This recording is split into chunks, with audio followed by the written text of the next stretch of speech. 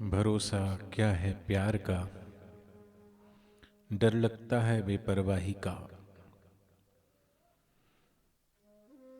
मिलन हुआ मेरे साथ सतगुरु का,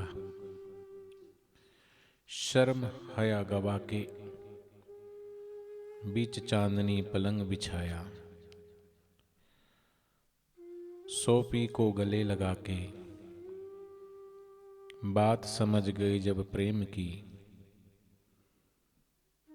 क्या अंतर राम रहीम और मौला का। अज्ञानी से दूर भागूं, मैं अज्ञानी से दूर भागूं। ज्ञानी विज्ञानी मेरे भाई, अब अज्ञानी से मेरी अकल गवाई। पर अज्ञानी ने मेरी अकल गवाई, अज्ञान से दूर भागूं मैं, अज्ञानी से दूर भागूं।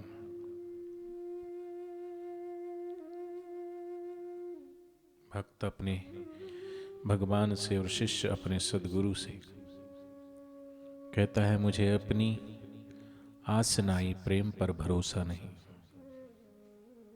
क्या पता कर पाऊं या ना कर पाऊं। सदगुरु प्रियतम से प्रेम करने में बड़े समर्पण की आवश्यकता होती है। पता नहीं इतना समर्पण का भाव मेरे अंदर का आ पाए या नहीं आ पाए, परंतु उससे भी बड़ा डर यह है कि कहीं मेरे सदगुरु, मेरे प्रियतम ही कहीं मेरी ओर से लापरवाह ना हो जाए। यह प्रेम का मार्ग ही ऐसा है कि जिससे सारी हया शर्म गवा देने के बाद ही मिलना संभव हो पाता है। अर्थात सदगुरु परमात्मा के प्रति समर्पण के भाव का अधूरापन नहीं होना चाहिए। अगर सदगुरु के प्रति समर्पण है तो वह समर्पण संपूर्ण रूप से हो तभी सार्थक हो सकता है। मैंने खुली चांदनी में अपना पलंग बिछाया और प्रियतम के गले लग करके सो गई। अर्थात मैंने अपने भावों को संपूर्ण रूप से अपने प्रियतम सदगुरु परमात्मा को समर्पण कर दिया। अधूरा समर्पण घातक होता है। सदगुरु के पास जाओ तो पूरे मन से जाओ। सदगुरु से खुद को छिपाया, उससे अपने को अलग रखा तो कुछ भी नहीं पा सकते। इसलिए बुल्ले शाह कहते हैं कि भरी चांदनी में सारा संसार तुम्हारा धन्य धन्य कर दे, ऐसा समर्पण करो। मेरे इस समर्पण पर बाद में लोगों ने हंगामा खड़ा कर दिया। अरे अगर प्रेम का सार समझ में आ गया तो हंगामा कैसा। जब सब एक ही है तो फिर राम और रहीम और मौला में भला अंतर क्यों। मैं अल्प अज्ञानियों से दूर भागता हूं। भाई, मैं तो अल्प अज्ञानियों से दूर भागता फिरता हूं। ज्ञानी और विद्वान तो मेरे भाई हैं, परंतु मैं अल्प ज्ञानियों से दूर भागता फिरता हूं, क्योंकि अल्प ज्ञानी मुझे परेशान करते हैं। इसलिए अल्प ज्ञानियों से दूर भागता फिरता हूं। अल्प ज्ञानी कुतर्क करता है और अपने थोड़े से ज्ञान के अहंकार में हर बात को तर्क की तराजू पर तोलता रहता है। और सदगुरु परमात्मा का प्रेम तर्क से परे है। इसलिए सूफी फकीर अल्प ज्ञानियों से दूर भागने की बात करते हैं।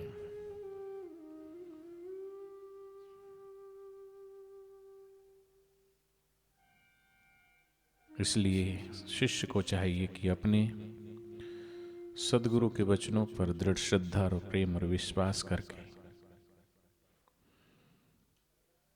क्योंकि जब तक जिस प्रकार घड़ा नल के नीचे सही से अगर नहीं रखो तो घड़ा खाली ही रह जाता है, जिस प्रकार बारिश होती है तो बारिश का जल वहाँ ठहरता है जहाँ खाली जगह होती है। बड़े बड़े पहाड़ों पर, बड़े बड़े वृक्षों पर, बड़े बड़े टीलों पर और पत्थर की शिलाओं पर जल नहीं ठहरता। उसी प्रकार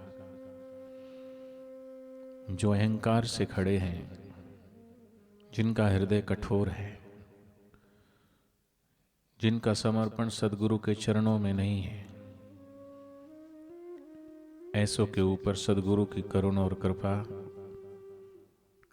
नहीं ठहरती है। गुरु की करुणा और कृपा तो सतत बह रही है, जैसे बारिश का जल समान रूप से जहां भी पड़ता है, लेकिन वर्षा का जल वहां ठहरता है जहां स्थान खाली हो। जैसे नदियां उधर बहती है जहां नीचा स्थान है, सारी नदियां जैसे समुद्र की ओर बहती है, ऐसे ही हम सब भी अपने अंदर जो निचाई है, उस निचाई को दूर करके सदगुरु के चरणों में सच्चा समर्पण करें तो गुरु की करुणा कृपा हम पर उतरने लगेगी।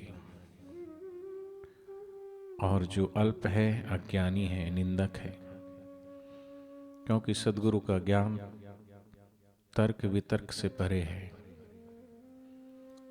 भगवान कहते हैं, ददामि बुद्धि योगम तम तेना यान्ति उपयान्ति ते, मैं उसे बुद्धि योग देता हूँ जो मेरे प्रति जिसका समर्पण है। बुद्धि और बुद्धि योग में फर्क है। बापूजी बोलते हैं बुद्धि तो सबके पास है, लेकिन बुद्धि योग जिसने अपनी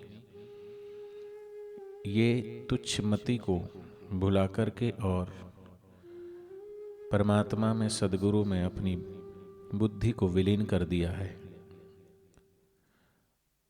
योग कर दिया है, उसको ही सदगुरु के ये वचन समझ में आएंगे। इसलिए हम भी अपने पर भरोसा नहीं, सदगुरु पर, भगवान पर भरोसा रख के चलें। हरि ओम तत्सत। नारायण नारायण।